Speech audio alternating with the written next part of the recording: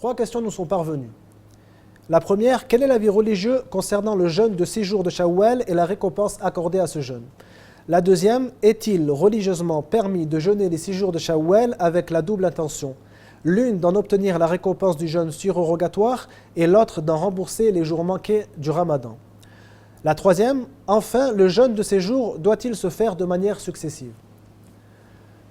L'imam Muslim a rapporté, d'après Abi Ayyub al-Ansari, que le prophète sallallahu alayhi wa sallam a dit Man sama ramadana thumma atba'ahu sittan min shawwal kana ka siyami ad-dahr. Ce qui veut dire celui qui jeûne le mois de Ramadan en entier puis le fait suivre par 6 jours de Shawwal est comme celui qui a jeûné une année tout entière. Le jeûne de Shawwal, le jeûne des 6 jours de Shawwal est une sunna chez la plupart des savants. Sa récompense est la récompense de toute une année de jeûne.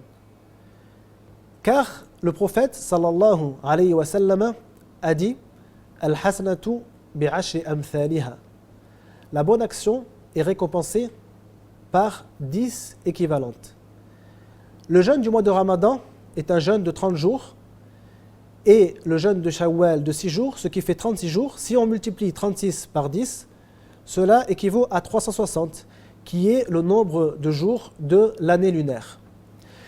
Aussi, le serviteur d'Allah peut espérer que son jeûne du mois de Ramadan est accepté par cette adoration.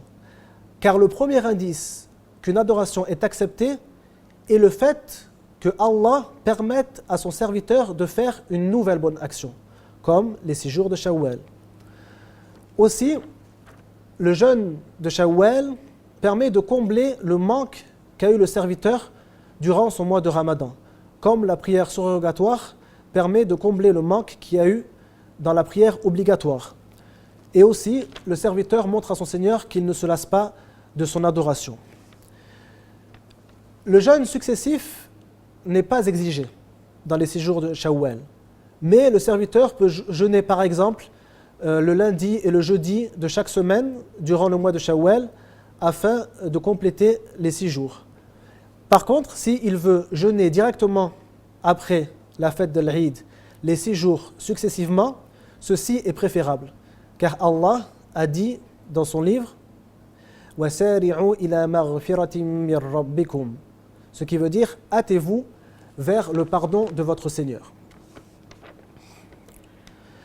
Il est aussi préférable que le musulman rattrape ses jours de Ramadan manqués avant de jeûner les 6 jours de Shawwal, car il est préférable de faire passer l'obligation avant ce qui est préférable.